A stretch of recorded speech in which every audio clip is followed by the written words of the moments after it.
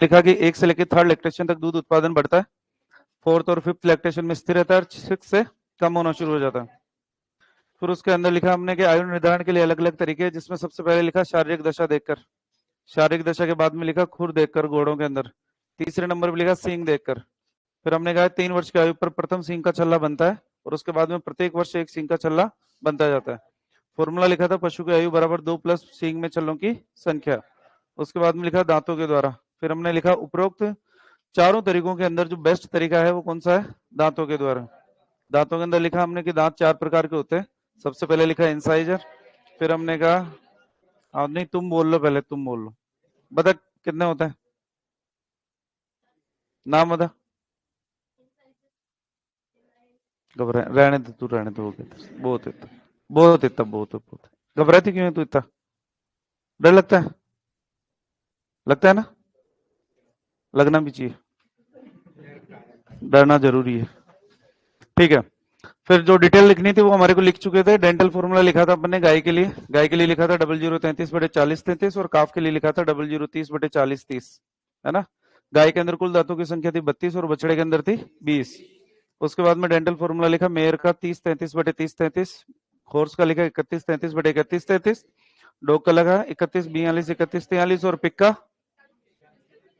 3143/3143। Pig में कुल दांतों की संख्या कितनी थी, डॉग के अंदर, घोड़े में, और 36 किस में थे, 32 किस में थे, और 20 किस में थे।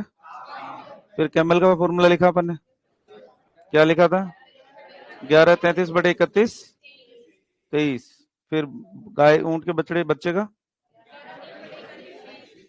तो ऊंट के मुंह में कितने दांत, 34, और बच्चे में 22। हेडिंग डालो।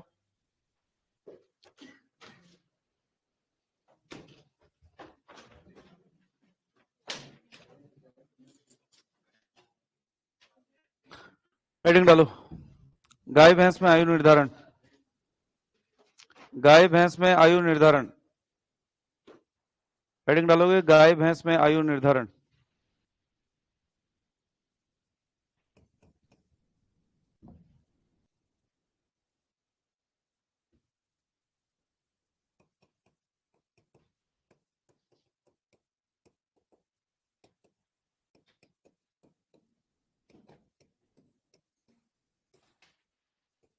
गाय भैंस में आयु निर्धारण।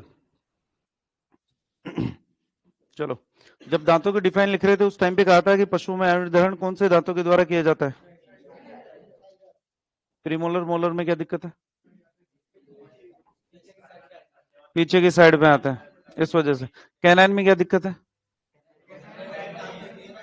गाय भैंस के अंदर पाई नहीं जाती इस वजह से। देखो इधर आयु निर्धारण कैसे करते हैं।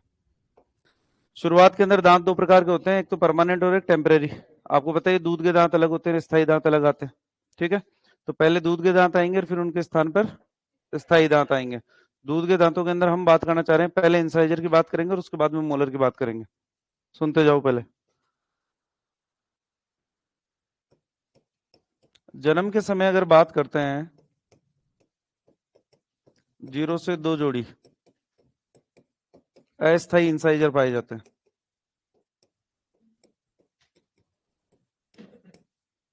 एक माह की आयु पर सभी अस्थायी इंसाइजर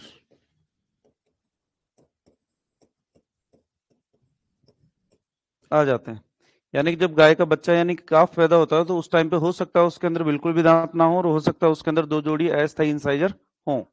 2 जोड़ी बोला है अपन ने, ठीक है ना। तो टोटल कितने हो गए, 4। लेकिन जैसे ही वो 1 महीने की आयु के ऊपर आएगा उसके सारे के सारे इंसाइजर दांत उग जाएंगे। तो टोटल कितनी जोड़ी इंसाइजर होता है, 4 जोड़ी। कितने होते हैं, 4 जोड़ी, ठीक है। उसके बाद में अगर बात करते हैं तो 20 से 25 माह की आयु पर प्रथम जोड़ी स्थायी इंसाइजर।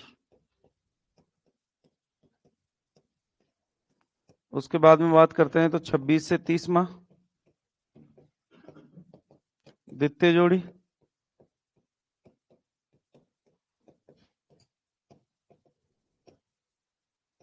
स्थायी इंसाइजर। एज करेक्शन करो, 2 से 2.5 वर्ष, 2.5 से 3 वर्ष, 3 से 3.5। आपको तृतीय जोड़ी स्थाई इंसाइजर मिलेंगे।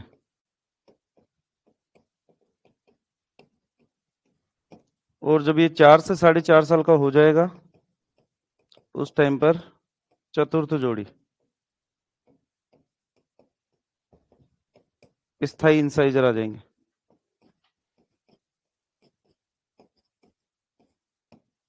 ठीक है, तो स्थाई इंसाइजर जब आते हैं तो वो बेसिकली जो टेम्परेरी टीथ होते हैं उनसे बड़े होते हैं हमेशा।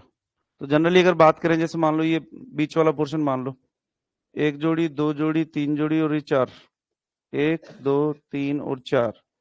जैसे अगर इसके अंदर प्रथम जोड़ी इंसाइजर स्थाई वाले आते हैं, कौन से एज के ऊपर, 2 से 2.5 वर्ष के एज के, तो ये वाले जो दांत है ये वाले बड़े दिखेंगे आपको। आकार के अंदर भी इतना फर्क होगा जितना मैंने बनाया। आप आसानी से देख के पहचान लोगे कि छोटे वाले दांत तो टेम्परेरी हैं और स्थाई दांत जो आए हैं वो बड़े वाले आए हैं। जैसे ये 2.5 से 3 वर्ष के ऊपर होएगा, इसके अंदर द्वितीय जोड़ी भी आ जाएगी, फिर उसके बाद के अंदर तृतीय जोड़ी, और उसके बाद में चतुर्थ जोड़ी स्थाई इंसाइजर आते जाएंगे। ये तो हो गई इंसाइजर दांतों के स्थान पर। लेकिन अगर आप चाहो तो मोलर के साथ भी कर सकते हैं हम बनिए। मोलर दांत सिर्फ स्थाई आते हैं, बताइए आपको। मोलर दांतों की अगर बात करते हैं, कितने जोड़ी होते हैं, कितने जोड़ी, 6 जोड़ी। एक तरफ की बात करते हैं, मतलब 3 जोड़ी मान के चलते हैं। प्रथम जोड़ी की अगर बात करते हैं, द्वितीय जोड़ी की अगर बात करते हैं, और तृतीय जोड़ी की अगर बात करते हैं,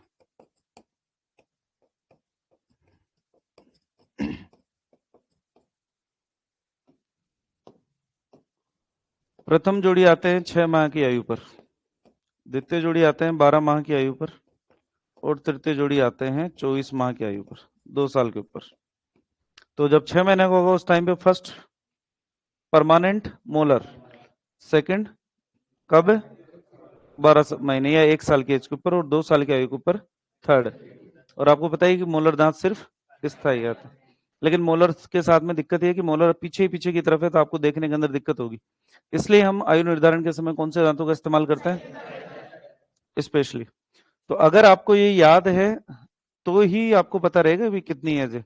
ये याद भी नहीं है और तुमको दिख रहा है कि भाई हाँ 2 जोड़ी आ गए स्थाई इंसाइजर, क्या मतलब है इसका, कोई मतलब नहीं है आपके लिए। तो ये पता होना चाहिए हमारे को कि अगर 2 जोड़ी हैं तो उसकी एज कितनी होगी, 2.5 से 3 वर्ष। वेरिएशन जो मान के चला है वो हमने 6 महीने का मान के चला है, 6 महीने से ज्यादा का वेरिएशन नहीं आएगा। क्लियर है। दांतों को तोड़ के दूसरे दांत लगाना और फिर छोटा करना, इतने में तो पूरी भैंस की कीमत खत्म हो जाती है। इसलिए वो इसके अंदर कोई बेईमानी नहीं कर सकता। उतारो।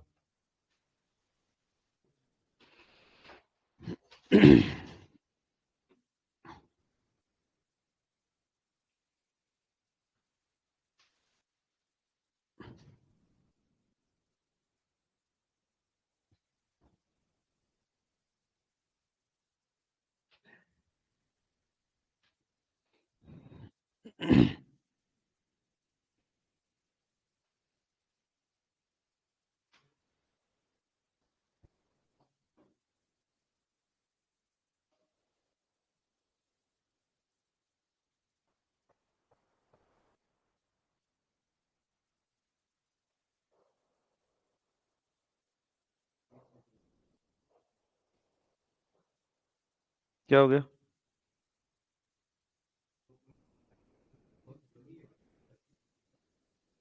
0 से 2 जोड़ी।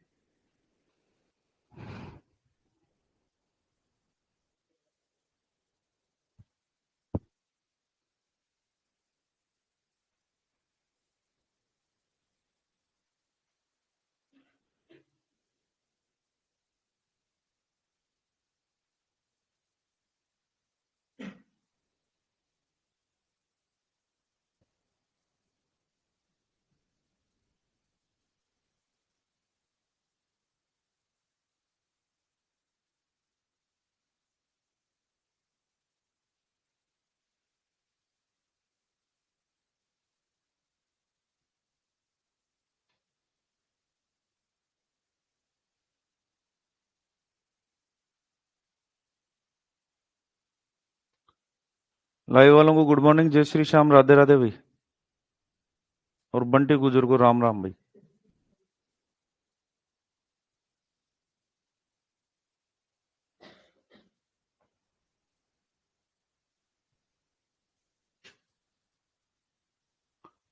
इस प्रकार से एज डिटर्मिनेशन किसके अंदर किया जाएगा? सिर्फ गाय भैंस के अंदर, और किसी जानवर के ऊपर अप्लाई नहीं होगा ये।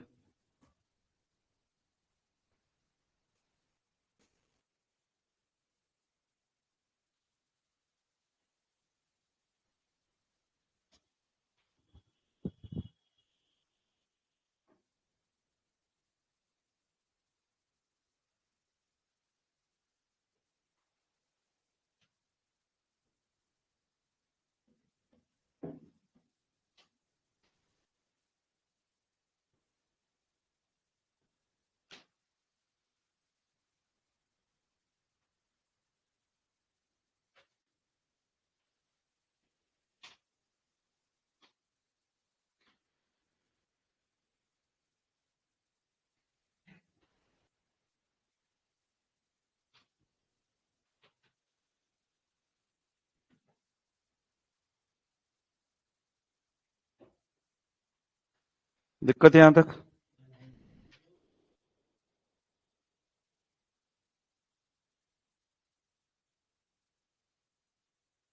हेडिंग डालोगे भेड़ बकरियों में आयु निर्धारण।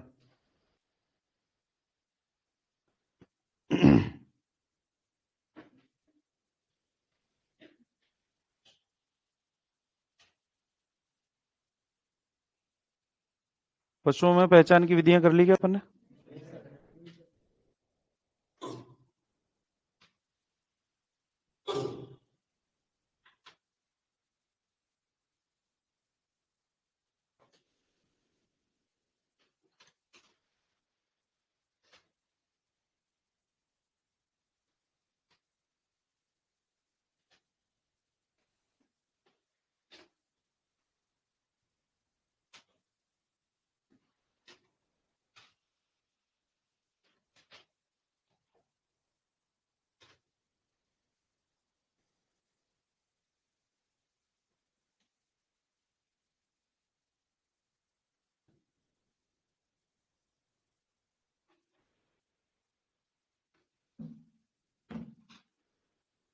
हेडिंग डालो भेड़ बकरियों में आयु निर्धारण।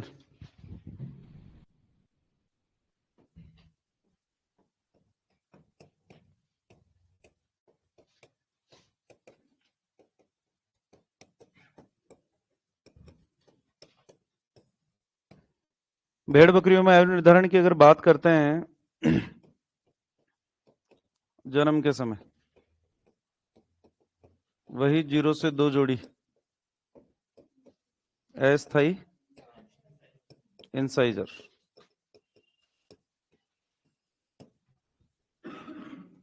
6 से 10 माह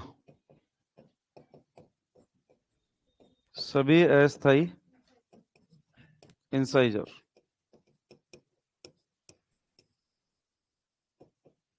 14 से 20 माह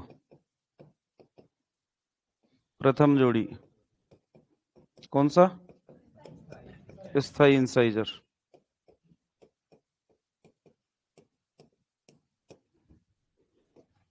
21 से 25 माह के अंदर द्वितीय जोड़ी।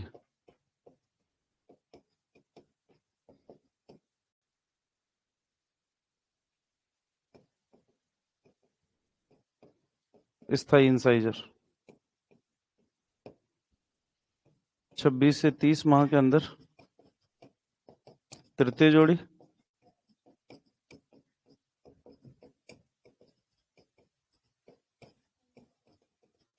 इंसाइजर। 31 से 36 माह के अंदर चतुर्थ जोड़ी।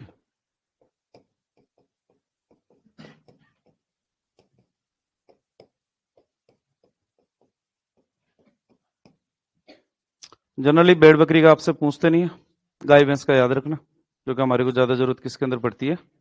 गाय भैंस के अंदर। उत्तर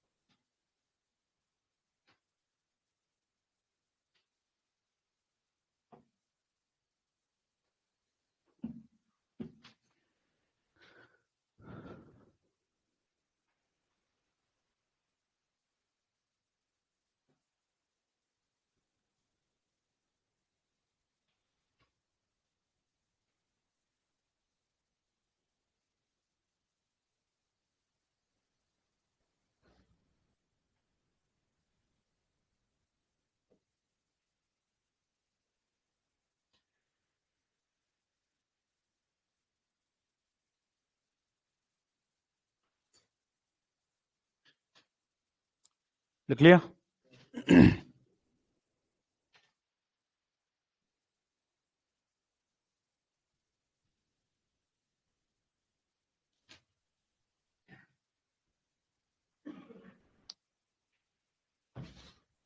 कुछ टर्म्स हैं जो पूछी जाती है हमारे से। फॉर एग्जाम्पल अगर बात करें, टेम्परेरी टीथ, अस्थायी दांत। फिर आते हैं परमानेंट टीथ। क्या बोलेंगे? स्थायी दांत। एक कंडीशन आती है फुल माउथ, एक आती है ब्रोकन माउथ, एक आता है गमर, जिसको आप पोपला भी बोलते हो। क्या बोलते हैं? इसको क्या बोलेंगे? Broken mouth. इसको बोलेंगे? सबकी बात करते हैं। सबसे पहले बात करते हैं अस्थायी दांतों की। अस्थायी दांत वो होते हैं जो कुछ समय बाद के अंदर टूट जाते हैं। ऐसे दांतों को क्या बोलेंगे? और इनके स्थान पर फिर कौन से दांत आएंगे? स्थायी दांत फिर कितने समय बाद में टूटेंगे? नहीं टूटेंगे, मतलब नहीं टूटेंगे, जल्दी से नहीं टूटेंगे। ठीक है। तो टेम्परेरी टीथ वो होते हैं कि ये अस्थायी होते हैं तथा इनके गिरने के पश्चात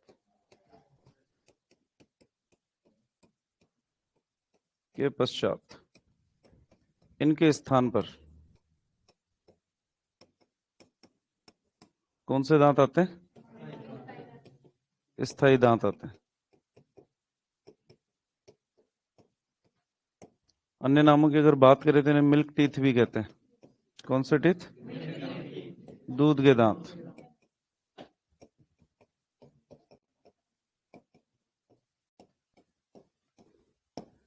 परमानेंट टीथ की अगर बात करते हैं तो स्थायी आते हैं। किसके स्थान पर आएंगे? टेम्परेरी टीथ के स्थान। मोलर इकलौते ऐसे दांत है, सिर्फ कैसे आते हैं? स्थायी आते हैं। ठीक है, ये तो होगी स्थायी अस्थायी की बातें। फुल माउथ, ब्रोकन माउथ और गमर बेसिकली वो कंडीशन है जिसके अंदर मुंह के अंदर पूरे दांत आ जाते हैं सारे। स्थायी दांत अगर आ गए हैं तो उस कंडीशन को क्या बोलेंगे? Full mouth condition. Broken mouth के अंदर टूट जाते हैं इनके बाद में, लेकिन सारे नहीं टूटे। सारे अगर टूट गए तो क्या बोलेंगे? ठीक है। तो फुल माउथ वह अवस्था जब पशु के मुंह में सभी स्थायी दांत, ध्यान रखना स्थायी वाला नीचे, आ जाते हैं। ब्रोकन माउथ, अधिक उम्र का वह पशु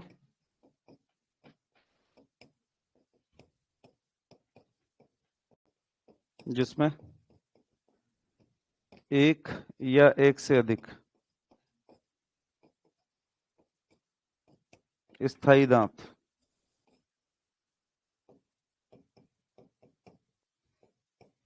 टूट गया, क्या कहलाएगा? Broken mouth. और उससे भी अधिक उम्र का पशु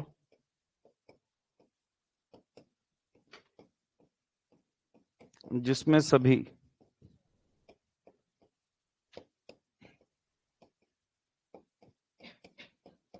टूट गए हों,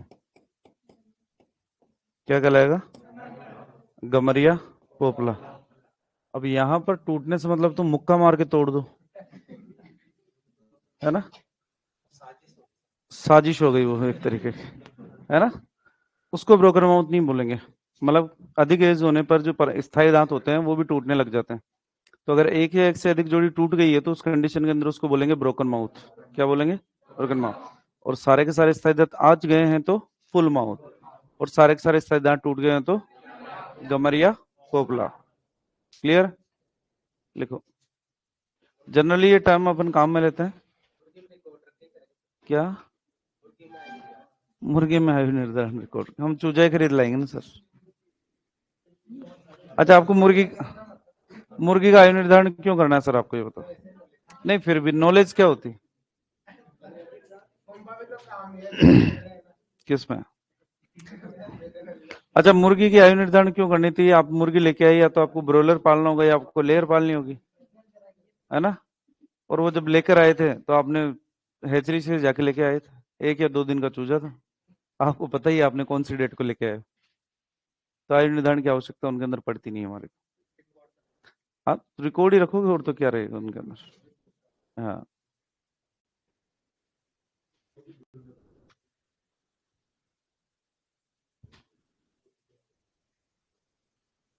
बिना बोले।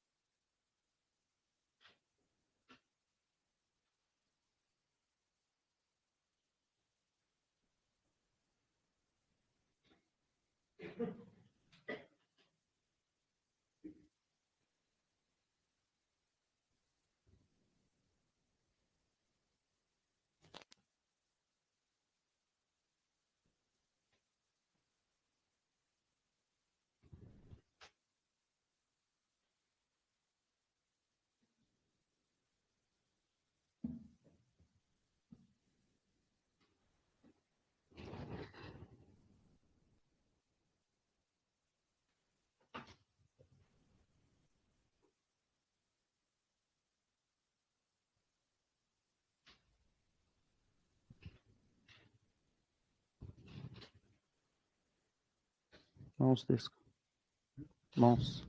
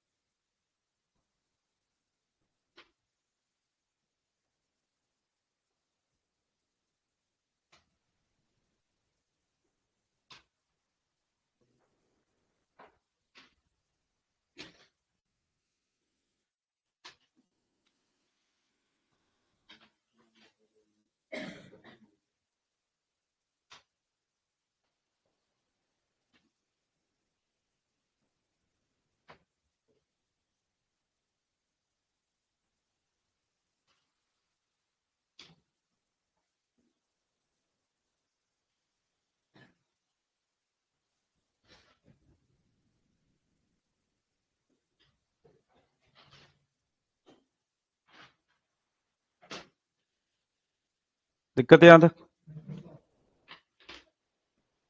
कुछ विशेष प्रकार के दांतों के नाम भी लिए जाते हैं।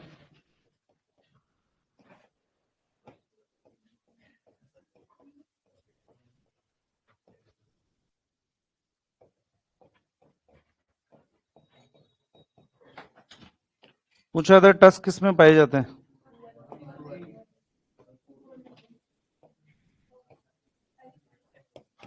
कौन से होते हैं?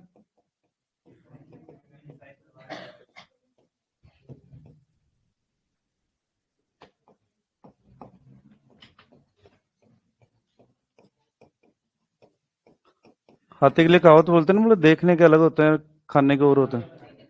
तो ये दिखाने वाले दांत है, ये वाले बाहर वाले जो लंबे वाले होते हैं। ठीक है। निडल टीथ की अगर बात करते हैं तो ये पिगलेट्स के अंदर पाए जाते हैं। वुल्फ टीथ की अगर बात करते हैं तो कैमल के अंदर कैनाइन को हम क्या बोलते हैं? Wolf teeth. याद रख लेना थोड़ा सा, नोट डाल के लिखो ये भी।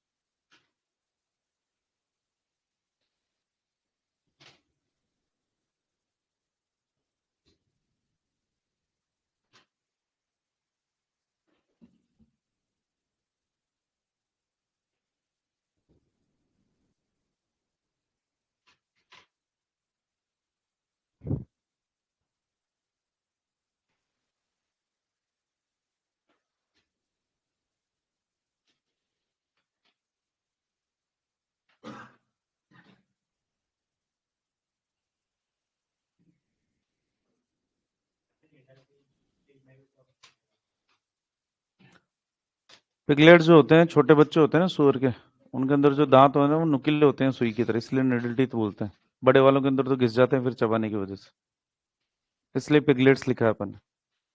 बाकी ऑप्शन में पिगलेट्स की जगह पिग दे रखा हो तो पिग करके आ जाना तुम, वहां पे पेपर फाड़ दो तुम कहीं पे। किस तरह ऑप्शन के अंदर तो पिगलेट था ही नहीं, रोने लग जाओ वहीं पे, है ना। और पेपर नहीं फाड़ना हो तो फिर ऐसा करना, पिक के आगे लेट और लगा लेना तुम, पेन से लिख लेना तुम, बोले अब सही हो गया। ध्यान रखना इसको, है ना। रोने मत लग जाना तुम वहीं पे। लिख लिया सबने? कास्टेशन कर लिया क्या अपन ने? हेडिंग डालो कास्टेशन या बदियाकरण।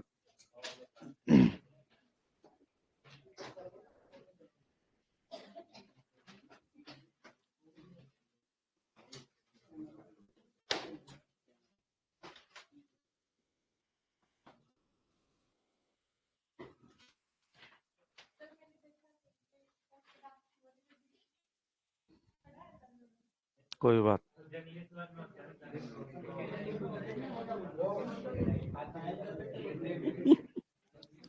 है ना।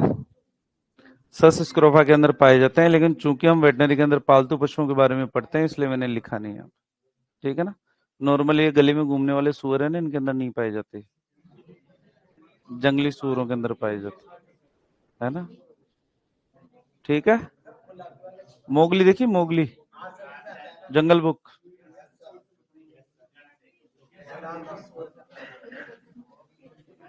ये नहीं जानते रे तुम, जनरेशन जेड वाले, तुम कुछ नहीं जानते, कुछ नहीं जानते तुम।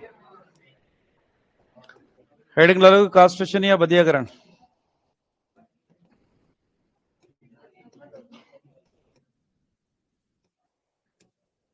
इंस्टाग्राम चलवा लो तुम्हारे से बस। हेडिंग डालोगे कास्टेशन या बदियाकरण।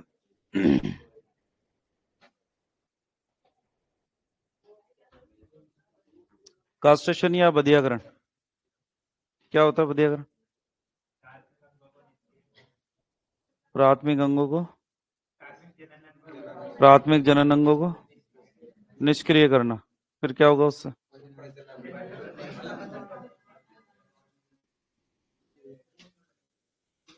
बोल, चल तू बोल, बोल क्या बोला है, तो ये तो बोलना, मैंने सुना नहीं तूने क्या बोला। तू तो तेरा बोलना, पीछे वाले तो ऐसे बोलते रहते हैं, इनका काम है बोलना। बता क्या बोल रही? नर पशुओं को प्रजनन के अयोग्य बनाना क्या कहलाता है? कास्ट्रेशन या बधियाकरण। चलो ठीक है, तो प्रजनन के लिए अयोग्य से क्या मतलब है आपका?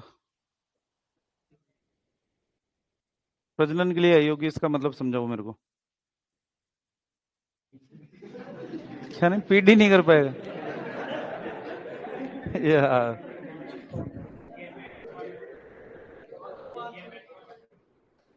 गैमेट्स फॉर्मेशन को रोकना, आप शुक्र जनन को रोकना चाहते हैं, तो शुक्र जनन को क्यों रोकना चाहते हो? आप वासेक्टोमी कर दो, और क्या है? आपको अगर शुक्राणुओं से दिक्कत है, वासेक्टोमी कर दो।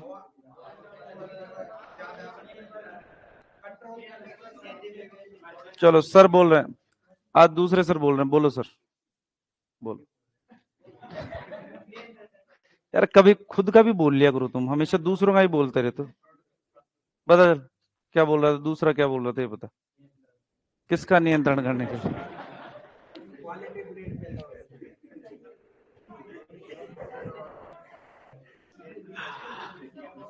चलो कोई ना,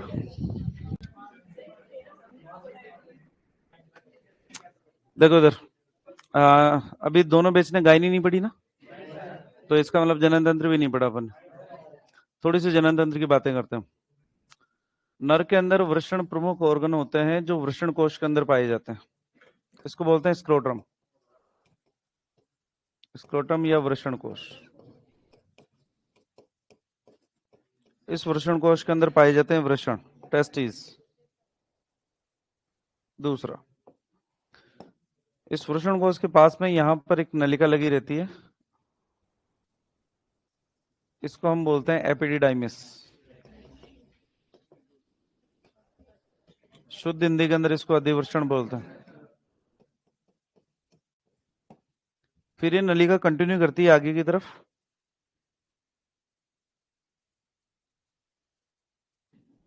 इसको बोलेंगे शुक्रवाहिनी, वास डिफरेंस। शुद्ध हिंदी के अंदर शुक्र वाहिनी। ये शुक्रवाहिनी जाकर आगे कनेक्ट करती है मूत्र मार्ग को, किसमें जाएगी? दोनों के दोनों ही। और मूत्र मार्ग जाएगा लिंग के अंदर, पेनिस के अंदर, और पेनिस ही नर के अंदर कोपुलेटरी ऑर्गन होता है, ऑर्गन। मैटिंग के लिए कौन से ऑर्गन की आवश्यकता पड़ेगी? पेनिस की। ठीक है, जनरली होता क्या है, इन टेस्टिस के अंदर रक्त की आपूर्ति करने के लिए टेस्टिकुलर आर्टरी आती है। कौन सी आती है? दोनों के अंदर आएगी। इसके अलावा मसल्स पाई जाएगी, लिम्फ वेसल पाई जाएगी, इसके अलावा भी और सारी संरचनाएं होंगी। इन सबको मिलाकर हम एक नाम देते हैं स्पर्मेटिक कोड। क्या नाम देते हैं? Spermatic code. इसकी भी शुद्ध हिंदी करना चाहो तो परिचर के अंदर सीखा, इसको वृषण रज्जु बोलते हैं। क्या बोलते हैं? वृषण रज्जु बोलते हैं। टेस्टिस के अंदर जर्मिनल एपिथेलियम पाई जाती है, सेमिनिफेरस ट्यूबुल्स की वजह से शुक्राणुओं का निर्माण होता है, शुक्राणु का निर्माण। और साथ ही साथ लेडिंग सेल्स के कारण टेस्टोस्टेरोन का निर्माण होता है। और टेस्टोस्टेरोन क्या है? हार्मोन का निर्माण। ठीक है, इस हिसाब से देखा जाए तो वृषण और अंडाशय दोनों एक ग्रंथि भी है, अंतःस्रावी ग्रंथि है, मान सकते हो? तो एक क्वेश्चन दिया होता, निम्न में से अंतःस्रावी ग्रंथि कौन सी है? ओवरी दे रखा था, टेस्टिस दे रखा था, लीवर दे रखा था, और उपरोक्त सभी कह रखा था। क्लियर? ठीक है, देखो, किसी भी ऑर्गन को अगर आप नष्ट करना चाहते हो तो उस ऑर्गन के अंदर इस ब्लड सप्लाई को बंद कर दो आप, तो वो ऑर्गन नष्ट हो जाएगा कि नहीं होगा? ठीक है, टेस्टिकुलर आर्टरी को अगर नष्ट कर दोगे तो टेस्टिस के अंदर रक्त की आपूर्ति बंद हो जाएगी, ना तो पोषक पदार्थ इस तक पहुंचेंगे और ना ही इसके अंदर ऑक्सीजन पहुंचेगी, कोशिकाओं के अंदर ऊर्जा की कमी हो जाएगी जिसकी वजह से कोशिकाएं मर जाएगी। ऐसा ही होता है, ऐसा ही होता है। ठीक है, जनरली जब हम बात करते हैं प्रजनन की तो प्रजनन के अंदर हमारे को शुक्राणु की भी आवश्यकता है और टेस्टोस्टेरोन की भी आवश्यकता है। नर के अंदर जो सेक्सुअल कैरेक्टर्स आते हैं, जो लैंगिक लक्षण आते हैं, वो आते हैं टेस्टोस्टेरोन के कारण, और बच्चा पैदा होगा शुक्राणु के कारण। जब मादा पशु हीट के अंदर आएगी उस कंडीशन के अंदर नर के अंदर लिंग मादा की योनि में जाएगा और शुक्राणु का डिपोजिशन किया जाएगा। शुक्राणु बन किसके अंदर रहे हैं? टेस्टिस के अंदर इकट्ठे होंगे एपिडाइमिस, और at the time of ejaculation या स्खलन के समय ये इस शुक्रवाहिनी से होते हुए कहां पर पहुंचेंगे? और पेनिस से कहां पर जाएंगे? वेजाइना के अंदर। ये जनरल प्रोसीजर हमारा। ठीक है, हम चाहते हैं कि हमारा ये जो मेल है जिसके अंदर ये टेस्टिस पाए जा रहे हैं इसके अंदर इस प्रजनन क्षमता को नष्ट कर दें कि हमारे किसी काम का नहीं। ठीक है, हम चाह रहे थे कि भाई जब गाय दूध देगी तब तक तो हम इसको रखेंगे, गाय दूध देना बंद की हम इसको रवाना कर देंगे। ठीक है, रवाना कर देंगे तो उसके बाद के अंदर ये धीरे धीरे बड़ा होगा, भाई पेट तो भरेगा ही किधर से, बड़ा होगा तो हमारे काम का तो था नहीं, ना कोई स्पेशल कैरेक्टर था इसके अंदर, तो ये किसी भी गाय के ऊपर जब बड़ा होकर माउंटिंग करेगा तो इससे बच्चा पैदा होंगे जो हमारे लो ग्रेड के पैदा होंगे। हम चाहते हैं कि हमारे जो बच्चे हैं वो अच्छे ही पैदा हों। इस कंडीशन के लिए हम ये चाहते हैं कि ये बछड़ा है ये प्रजनन कर ही नहीं पाए। प्रजनन नहीं करने के लिए आपको शुक्राणुओं को नष्ट करना पड़ेगा, साथ ही साथ टेस्टोस्टेरोन को भी नष्ट करना पड़ेगा। अल्टीमेटली देखा जाए तो आपको किसको नष्ट करना पड़ेगा? वृषण को नष्ट करना पड़ेगा। तो नर के अंदर प्रमुख जनन अंग होते हैं टेस्टिज, और इन टेस्टिज या इसके किसी भाग को नष्ट करना ही क्या कहलाता है? कास्ट्रेशन या बधियाकरण कहलाएगा। ठीक है, तरीकों की अगर बात करते हैं तो हमारे पास में अलग अलग तरीके हैं। सबसे पहला तरीका जो आप जानते हो, बर्डीजो के द्वारा इस स्पर्मेटिकोड को नष्ट कर देते हैं अपन। किसको नष्ट करेंगे? स्पर्मेटिकोड को नष्ट कर दिया तो टेस्टिकुलर आर्टरी भी नष्ट हो गई। टेस्टिकुलर आर्टरी नष्ट हो गई तो टेस्टिज के अंदर ना तो ब्लड ना ऑक्सीजन, धीरे धीरे टेस्टिज नष्ट हो गए, टेस्टिज नष्ट हो गए तो शुक्राणु भी नष्ट और टेस्टोस्टेरोन भी नष्ट। ठीक है, टेस्टोस्टेरोन नर के अंदर उग्रता या हिंसकता लेके आता है, वो आपकी बात नहीं मानता। आपने अगर इसके अंदर कास्ट्रेशन कर दिया तो ये आपकी बात भी मानेगा और शांत भी हो जाएगा। ठीक है, तो कृषि कार्यों के लिए जब हमारे को बेल बनाने की आवश्यकता पड़ती है तो उस कंडीशन के अंदर भी हम बेसिकली ये बधियाकृत नरी काम में लेंगे जिसको हम बुलक कहते हैं। क्या बोलते हैं? बुलक। ठीक है, जब ये कृषि कार्य कर रहा होता है टेस्टोस्टेरोन इसकी मेटाबॉलिक रेट को बढ़ा के रखता है। हम चाहते हैं कि हमारा मीट प्रोडक्शन अच्छा हो तो उस कंडीशन के अंदर हम इसकी मेटाबॉलिक रेट को कम करेंगे, तो टेस्टोस्टेरोन को कम करना चाह रहे हैं। अब टेस्टोस्टेरोन को कम करने के लिए हमारे को किसको नष्ट करना पड़ेगा? तो कास्ट्रेशन जो किया जाता है वो बेसिकली एक तो नर की उग्रता को कम करने के लिए या उसको शांत बनाने के लिए, दूसरा डोसाइल या पालतू बनाने के लिए, कृषि कार्यों के लिए, मांस उत्पादन के लिए, इन सारे कारणों की वजह से कास्ट्रेशन करते हैं। नष्ट जनरली हम स्पर्मेटिकोड करते हैं लेकिन ये क्लोज मेथड के अंदर करते हैं। क्लोज मेथड जिसके अंदर खून वून नहीं निकलता, जिसके अंदर आप बर्डीजो का यूज करते हो। दूसरा तरीका ये है हमारे पास में कि जो स्कोट्रम है इस स्कोट्रम के अंदर हम एक इंसिजन लगाए, इंसिजन लगाने के बाद में टेस्टिज को बाहर निकालें, स्पर्मेटिकोड को बांध दे यहाँ से और उसके बाद में स्पर्मेटिक को काट दे यहाँ से, स्पर्मेटिकोड के काट के टेस्टिज को ही बाहर निकाल दे। इसको बोलते हैं ओपन मेथड। कौन सा मेथड? Open method. दोनों ही कंडीशन के अंदर चाहे स्पर्मेटिकोड को नष्ट करो चाहे इंसिजन लगाकर स्पर्मेटिकोड को काट दो, शुक्राणु और टेस्टोस्टेरोन का निर्माण नहीं होगा, तो हमारे जितने भी काम है वो सारे के सारे होते रहेंगे। ठीक है, हम चाहते हैं कि हमारा ये जो मेल है, मेरे पास में 100 गायों का डेयरी फार्म है और 100 गायों के अंदर मेरे लिए बहुत मुश्किल होता है कि मैं डिटेक्ट कर पाऊं कि ये हीट में आई है या नहीं आई है ना? क्योंकि एक एक के साथ में जैसे हीट के लक्षणों की अगर बात करते हैं तो मादा पशु की योनि से तरल स्त्राव रक्त, है ना, म्यूकस निकलने लग जाएगा, या फिर जोर जोर से रंबाना। आजकल तो साइलेंट हीट हो गई है, भैंस के अंदर तो प्रॉपरली हो गई है, वो गया वो टाइम है। गायों के अंदर भी लिमिटेड ही होती है, उसके अंदर भी ज्यादा आपको पता नहीं लगता। मिल्क प्रोडक्शन कम हो जाएगा, बार बार फ्रिक्वेंट यूरिनेशन करेगी, पैरों से जमीन खोदने लग जाएगी, दूसरे पशुओं पर माउंटिंग करने लग जाएगी। तो ये वाले सिम्टम जो है आजकल हम इतने पिकुलर देख नहीं पाते एनिमल्स के अंदर। तो उस कंडीशन के अंदर हम चाहते हैं कि मेरा पास में एक मेल ऐसा हो जो सिर्फ इतना काम कर दे कि मेरे को पता लग जाए कि मादा पशु हीट में आई है या नहीं आई। ब्रीडिंग के लिए मैंने अलग से बुल रखा हुआ है, उसका यूज करूंगा मैं उसके लिए। क्यों? क्योंकि मेरे पास में ब्रीडिंग बुल बहुत अच्छा है, अच्छी क्वालिटी का है, गुजरात से लेके आया मैं उसको। उस कंडीशन के अंदर हम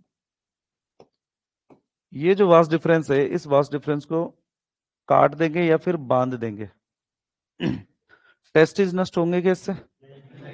क्यों? क्योंकि वास डिफरेंस का काम होता है कि at the time of ejaculation यहाँ पर इस एपिडाइमिस के अंदर जो शुक्राणु स्टोर हुए हैं उनको पेनिस तक लेके जाना। ठीक है। यहाँ पर मूत्रमार्ग के आसपास सहायक जनन ग्रंथियां पाई जाती है। क्या पाई जाती है?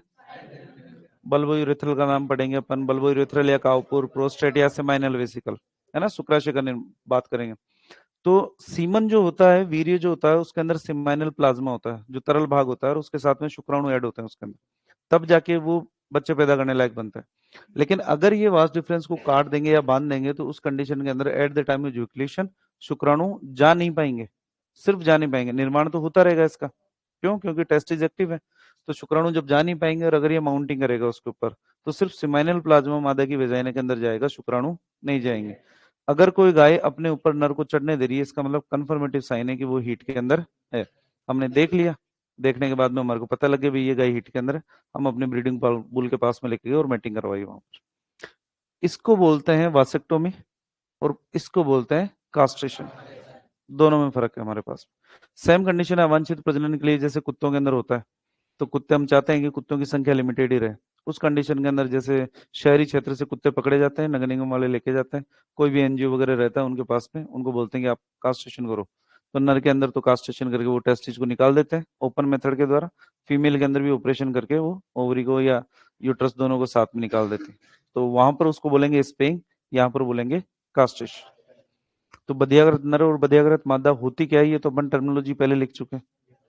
अभी सिर्फ बात करें कास्ट्रेशन की।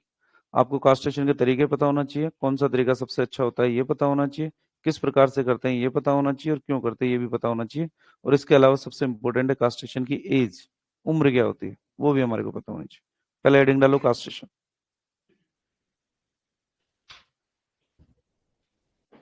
कास्ट्रेशन लिखो। नर पशु के, नर पशु के, लिखो, नर पशु के वृषण, नर पशु के वृषण अथवा उसके किसी भाग को हटाना, नर पशु के वृषण अथवा उसके किसी भाग को हटाना, नर पशु के वृषण अथवा उसके किसी भाग को हटाना, उसके किसी भाग को हटाना, जिससे, जिससे उसमें प्रजनन क्षमता को नष्ट किया जा सके, जिससे उसमें प्रजनन क्षमता को नष्ट किया जा सके,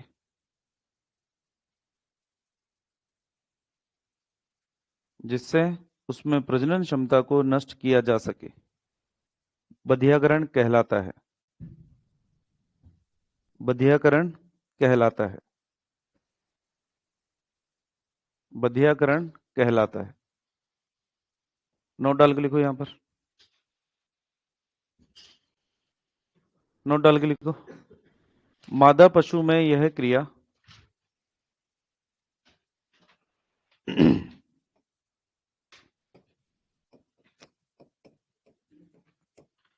मादा पशु में यह क्रिया क्या कहलाती है? स्पेइंग कहलाती है।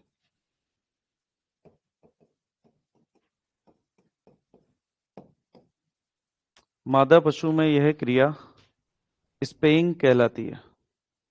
क्या कहलाती है? स्पेइंग। ठीक है। उद्देश्य लिखो। उद्देश्य,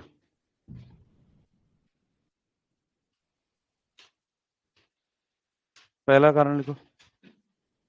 उद्देश्य फर्स्ट नंबर पे लिखो। नर पशु को शांत व पालतू बनाना, नर पशु को शांत व पालतू बनाना, नर पशु को शांत व पालतू बनाना, पहला कारण। दूसरा, मांस उत्पादन के लिए, दूसरा कारण लिखो, मांस उत्पादन के लिए, मांस उत्पादन के लिए। तीसरा कारण लिखो, नर पशु से कृषि कार्य करवाने हेतु, नर पशु से कृषि कार्य करवाने हेतु, नर पशु से कृषि कार्य करवाने हेतु। और चौथा कारण लिखो, अवांछित प्रजनन को रोकने के लिए। चौथा कारण लिखो, अवांछित प्रजनन को रोकने के लिए। अवांछित प्रजनन को रोकने के लिए। ठीक है, नेक्स्ट लिखो बधियाकरण की विधियां। बधियाकरण की विधियां बात करेंगे कल। कोई भी खड़ा नहीं होगा, सुन लो रे, कोई भी खड़ा नहीं हुआ, कोई भी क्लास से बाहर नहीं जाना चाहिए तुम में से। 1 घंटा हुआ है तुम्हारे को भी।